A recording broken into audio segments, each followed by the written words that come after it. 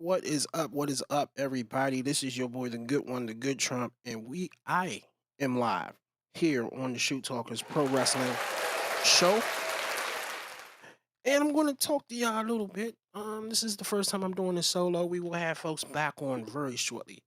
I'm going to tell you what we're going to do with the show, what the show is going to be about, and a little bit about me for those who don't know. So, um, basically, let me start with myself and my love for professional wrestling. And basically, I started as a fan when I was younger.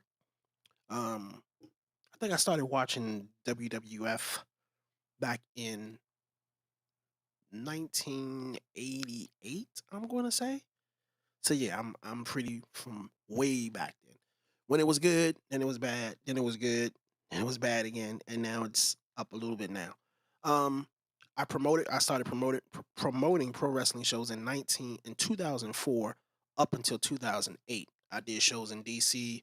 I did shows in two shows in DC, show in Maryland, two shows in Maryland, a show in Delaware, and I think I did one in Jersey. So that's a little bit about me on the promotion side. I've worked with people like Balls Mahoney, um, Sterling James Keenan, or who you know now as Corey Graves. The list goes on for all the good people. A lot of people who went to TNA that I've worked with, and a few that I stay in contact with today, even though I'm no longer promoting wrestling shows. Why did I stop? Simple, money.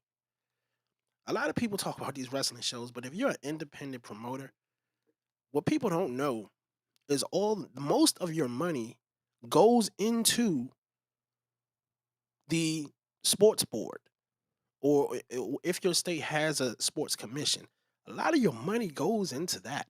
And if you know the DC Sports Commission and the Maryland Commission, especially, they're worse, are probably the most expensive in the country. And if there's another one, another sports commission more expensive than DC or Maryland, let me know. But that's why I stopped running the wrestling shows. It was just too much money. But I learned a lot from a lot of people in the business, and I still talk to some of them today. Um, and one of them I know is in the WWE now, but I don't talk to them for news because I talk to them because they're cool and we talk. I don't bum news off of them. I just don't do that. Our friendship is not like that. But I know things. So today I wanted to talk about, as you can see on the side here, some of the topics we're going to talk about. And I want to talk about AEW, of course. I'm not going to sit in here and bash AEW, but I'm going to tell the truth. I'm not going to sit here and try to play both sides and be nice to both of them because I love professional wrestling. Another thing I'm not going to do is regurgitate dirt sheet news to you. You want to know what's going on? There are plenty of other podcasts for that. I'm going to give my opinions and my thoughts on what's going on in the business, what I like, what I don't like.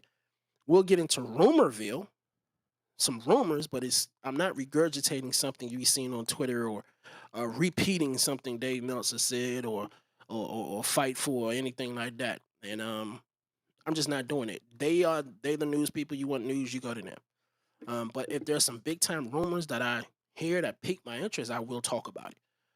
First thing I want to talk about these AEW ratings and the ratings hypocrisy. There are people online, especially Twitter. Twitter's a dirty platform, man. I like it, but it's dirty. I don't see how y'all can be on Twitter all day and just be on there and just. I don't get Twitter. I don't get it. Um. So anyway, a lot of people bash AEW, and the AEW fans calling them WWE marks, or they're angry about it and whatever, what have you. Here's my thing with that. You you asked for it. I can remember when AEW first started. I was excited because at the time the the WWE, to be honest with you, the WWE pretty much has sucked since WCW went down. I think they from 2001 up to about 2004, they kept it going, but it just died after that. It was just they made stars. It just never really got my attention, which is why I started promoting my own wrestling shows in 2004. But when AEW came around, I think the worst period for the WWE was like 2016 up until 2020, 21, right after the pandemic. Oh, those were I was praying for competition, and finally, AEW came around. I was happy. AEW came. I was so happy. I'm like, okay, finally some competition, and they had some good names on the roster. So from 2019 up until 2020, the end of 2022, I loved both. I was having good. The WWE was coming back up because they had competition now. AEW was doing well. 2022 to me was their best year. 2021, 2022, I was digging AEW. Okay. At the same time, they were going head to head with NXT, and they were beating NXT every week. And every week, the AEW fans would brag about the ratings. See, at that point, the ratings mattered then. They don't matter now. We'll get into that in a minute. But at that point, every week we're beating NXT or NXT this. Even AEW themselves ran ads talking about how they were beating NXT. Now you flip up to today, and the roles have changed. Everything has flipped, and NXT is kicking their ass. Period. Whenever they go head to head, it's not even a contest. And don't give me all that. Well, they have main roster people on the NXT show. Dynamite is a main roster show. So if NXT wants to bring on 2 or 3 people from the main roster, big fucking deal. Dynamite is their main show. So I don't want to hear that bullshit. So now all of a sudden the ratings don't matter. Now we want to pick and play order. The age group, the demos matter now. When back 3 years ago, 4 years ago, whenever they were going head to head with NXT, none of that mattered. They were bragging about how number one and all. This is why I don't like the AEW fan base. Now let me tell you, I'm not a tribalist. If it's good wrestling, I'm loving it. If you go on my Twitter page, you'll see I bash both companies when they do something wrong, and I praise them when they do something right. Unfortunately, recently AEW hasn't done a lot of shit right. Let's just keep it real. So now the ratings have sunk to an all-time low. And I look at these shows that AEW has. I don't feel any enthusiasm, any energy. The crowd has a lot to do with that too. But if you're not giving the crowd anything to get hyped about, how can you expect them to have energy? You're not giving them shit. They've already come to this show with the mindset that you're number two. So they're expecting number two shit. You don't give them number two shit. You give them number one shit. And it looks like they're not even trying. Now, they have, to me, AEW has one of the most stacked rosters ever. So what does that tell you? If the talent is stacked, that means the issue is not really the talent. The issue is above the talent. Okay? And don't get and y'all think the talent's going to say something. They're getting paid, man. They're getting paid by a billionaire. They're not going to come out and ruin any money chances they have. And who's to say if they leave? Not everybody that leaves AEW is guaranteed a spot in the WWE. So you can't expect Tyler to come out and bash Tony Khan. And when you see them coming out and taking up for AEW, trust me, in my opinion, they're not trying to lose a check. Because yes, we have competition now. If you leave AEW, you can go to WWE, or if you leave WWE, you can go to AEW. But there's no guarantee every single person that leaves each company is going to get a job with the other company. So you better take care of where you at and keep the checks rolling in. I can dig that. But there's so much talent can do when you're hindered by creative. That's just the bottom line. If you don't have a lot of creative and a lot of what can they do? That's my opinion. And I think the issue when I watch AEW Dynamite and I go into every show with an open mind, and I don't watch every show. I just can't. I have a life. I like to go out on some nights and have fun, but I'll DVR it and I'll fast forward through it. But you got to keep my attention. You got to get my attention within the first 5 minutes or I'm out. And that's typical of any show a lot. You got to grab them, especially in this day and age now. The attention span that people have is even shorter than it was back in the 90s. So if you don't grab the audience's attention within the first 5 minutes of your show, it's a wrap. And when I tune into Dynamite, it's flat off the break. It's flat.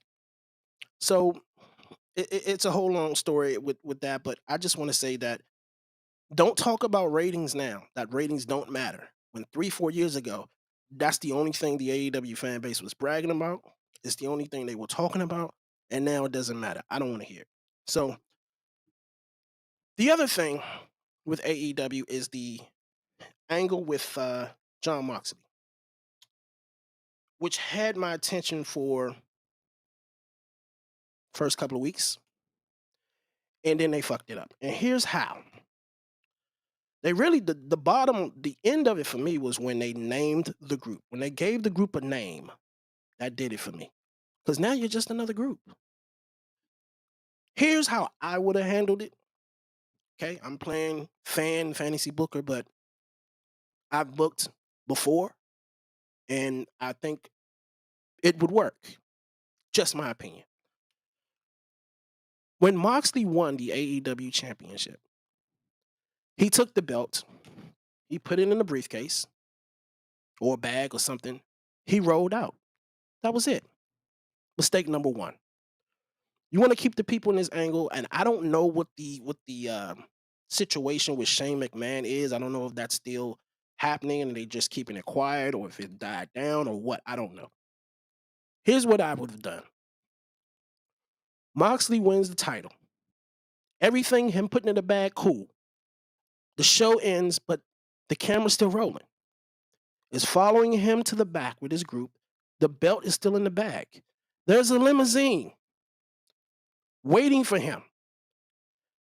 One of the windows open.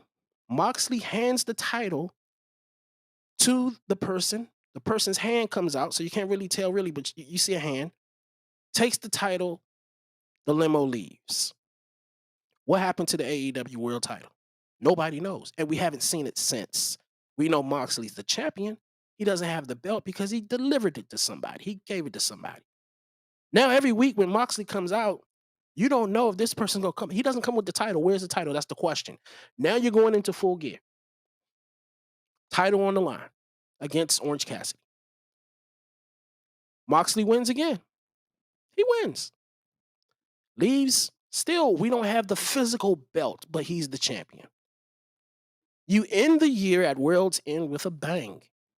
World's End is where you kind of just let everything come out so you can start 2025 all fresh and have people talking. That is when, during the championship match, the limo comes out. We're in the match, the main event of World's End. We're in the match, Moxley against whoever. We cut to the back or do a split screen to the back. The limo pulls up. You see some shoes come out of the limo, like they did back in the days when McMahon would come out. They would pan to his shoes first and then scroll up and it's him. However, this time we just pan to the shoes. We keep it low. We see the bag in the person's hand. The person's walking to the ring. We do not pan up to his face. You don't do that. You still got to keep the mystery. Then we go back full screen to the match. We're back full screen to the match, blah, blah, blah. Everything's happening. Moxley wins again. Now what happens? Lights go out.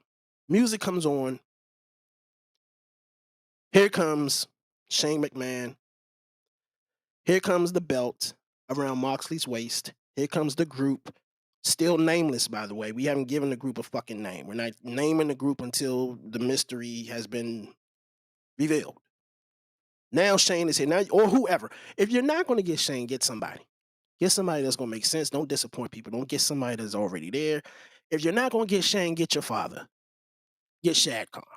I don't know. But it can't be a whimper. You got to end this with a bang. Okay? And it's got to be somebody that everybody knows. And if it can't be Shane McMahon, it's got to be somebody else with who will make noise. Okay? That's it. Now the group has an identity. Now you know why all this shit is happening. Now you know why Moxley, Claudio, I'm sorry. I like the girl. Yeah, she can stay. But I'm sorry, you can't have Pac in this group. It makes no sense to me. I like Pac. He needs to be doing his own thing, but not in this group. You can't have Willa Yuta in this group. Or if you do, everybody knows eventually he's going to get his ass kicked. So you can keep him in just to get his ass kicked. Maybe he gets his ass kicked that night when Shane or somebody debuts at World's End. And you kick him out the group. Now it's Moxley. Now it's Claudio. Now Malachi Black comes down. Shane is bringing all of his people down. Hell, throw the Big Show in there. Throw Keith, all WWE ex WWE people come down. You can call it an NWO, whatever you want to call it. Now everything is explained in this. That's how you do it. The group now has a name or whatever a faction or whatever. But you've already named the group. It's done. So that's one of my things on AEW. Next up is the WWE Survivor Series. Now, that was a lot, so I gotta take a drink. Hold on. Also, I just want to remind you that if you ever want to join the show starting on the next show, I'm going to be posting a link in the chat. So you can join the show. You can come right here on the show. Let me get this headphone situation straight. Okay, there we go. So that's how I handle that. Survivor Series is coming up. The spoilers are already all online. Whatever. I don't mind tape show. No, I don't like tape shows, but I don't mind them during the holiday season. You gotta understand. These boys, there's no off season in professional wrestling. These guys need a break. This is about as close to a break as they're gonna get. So I don't mind the tape shows. It's worse now than it was in the 90s because everybody has a cell phone and they're gonna upload it if they're at the event. I don't give a shit. All the warnings: do not record video, man. You don't need video. It's pictures, and you're not gonna stop 12,000 people, 13,000 people from recording video. It's not gonna happen. So the spoilers are out there. Um, we got to do something because it's getting a little too predictable with this bloodline thing. A little too predictable. We got to throw a curveball or something, and maybe that's coming. And the one thing I'm learning with Triple H's booking is that you better be patient. The payoff is going to happen, but you going you're gonna have to wait. And I dig that. That's cool. But in the meantime, you got to throw some curveballs in there. And I don't see it. It's getting a little boring. It's getting a little predictable. It's I don't think we should be adding more members because now you're going the way of the NWOB team and shit, and we know how that went. Um, Also, Raw and SmackDown going 3 hours. I don't like it, especially for SmackDown, and I'll tell you why. SmackDown is on a Friday night. It's bad enough the shows at from 8 to 10 on a Friday night. You're going 8 to 11 on a Friday night. I'm sorry, man. Look, I'll take the headphones off for this because if you're going 3 hours on a Friday night for SmackDown, what? Unless you're going to back the show up from 7 to 10, you're going to go 7 to 10. Okay. But you're going 8 to 11 on a Friday night for 3 hours SmackDown makes absolutely no sense. I didn't like 3 hour Raws on Monday. So a 3 hour show on a Friday night when a lot of people are hanging out, most people who have a life are hanging out. It's not a good idea. Not good at all. Now, Raw going 3 hours. I don't like 3 hour wrestling TV shows. It's just too long for me. I don't care how good the show is. 3 hours, I can't sit now. A pay per view or PLE, okay. But a weekly television show, 3 hours, no, especially on a Friday night. This is a dumb move, in my opinion. It's a money move. It's a money grab for more advertisers on SmackDown. That's all it is. And it's going to backfire. The ratings are going to tank worse than Raw. Okay. Now, Netflix Raw, 3 hours. Okay. It's a Monday night. I'm cool with that.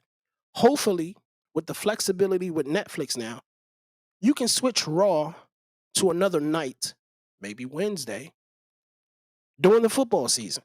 So you don't get killed by the NFL. Because I don't care what channel Raw is on. If this Monday night football and it's a good game, ratings are gonna suffer a little bit. At least with Netflix, they have, as far as I understand, the flexibility to switch to another night during the football season. And if they don't, I think that's what they should do. How many other live weekly shows are on Netflix that you know of? I don't. So, um, NXT, don't you dare go 3 hours. Don't you do it unless it's a pay per view appeal. Don't you dare go 3 hours. Don't do that. I don't. I'm sorry. My next topic here. And then I'm going to tell you what's coming up next because the next shows will be a little longer. Um, the Women's United States Championship. Put these headphones back on now. The Women's United States Championship. As I tweeted out earlier, we got to be a little more creative with how to determine these championships. I think everybody's had enough of the fatal four ways. We've had enough of the tournaments. You got to be a little more creative on how you determine a champion. Battle Royals, been there, done that. I came up with a match, and I had this match during when I promoted wrestling. It's called the Suicide Six match. Of course, today you cannot call it suicide. You'll get killed. You can call it something else. And what the way the match was, it started with six people. Round one was a six-man tag. The first, after two people are eliminated, then we go to a fatal four-way, extreme rules. It was a falls count anywhere, but if you have one ref with four people in a falls count anywhere, it's not gonna make much sense. So, extreme rules. Round two, the final two, we bring it back to a traditional wrestling match, and the winner is the United States champion. That's an idea, but anything, just not a no more fatal four ways, no more tournaments. Let's chill with that. All right. Um, the WWE ID program, from my understanding, because I heard a lot of people talking about it and what it is. This is from what I've heard and what I understand. It's similar to football, and you're a restricted free agent. You can field offers from other teams, but the WWE has the right to match the offer and the right to first refusal, if I'm understanding it right. So if they see a talent out there that they think will fit them in the future and they really want, they will sign them to that ID, uh, I guess the ID contract. I don't know if it's actual contract or what, but and then if AEW or TNA comes along and offers them something, the WWE can match it, or they have the right to first refusal. That's my understanding of the WWE ID program. So I like that. I think it's cool. I think it gives people in the indies a little something to look up to, um, motivation, whatever. I'm in favor for that. Um, the rumor wire. I'm pretty sure you all heard some of these rumors going around, um, about all these people coming to the bloodline. I don't know. As I said earlier, um, be careful with this bloodline thing because if you're adding so many members, remember at some point this angle has to end, and all of those people you're bringing in, unless there's an understanding that they're only coming in for that, but what are you going to do with them after? I'm just saying. So um, I'm hoping that it goes well. WrestleMania is in Vegas this year. Um, that's going to be very interesting. 2 days is in the middle of April. It's on 422. So yeah, that I think that'll be a. I'm pretty sure Snoop will be at it again this year. 420 in Vegas. Yeah, he'll be there. Well, that's it, y'all. I appreciate y'all tuning in. Next time, I'll have a special guest. We'll have a poll. Actually, we do have a poll, but I didn't get to it. Did you enjoy last night's AEW Dynamite? So we'll do this again next week. We'll have the poll. The poll is live. Whenever we do it, is live in the chat. If you ever want to come on the show, I will post the link, and you click on the link, you come right in. Period. So that's it, man. Thank y'all for tuning in for this quick segment. I'm gonna call it a segment because we did what 30 minutes, 25 minutes of the Shoe Talkers. Next time we'll have a special guest. I'm gonna try to see if I can reach out to some of the guys I used to work with and have them come on and explain some stuff, and we'll take it from there. Until then, man, I'll see y'all next time. Peace.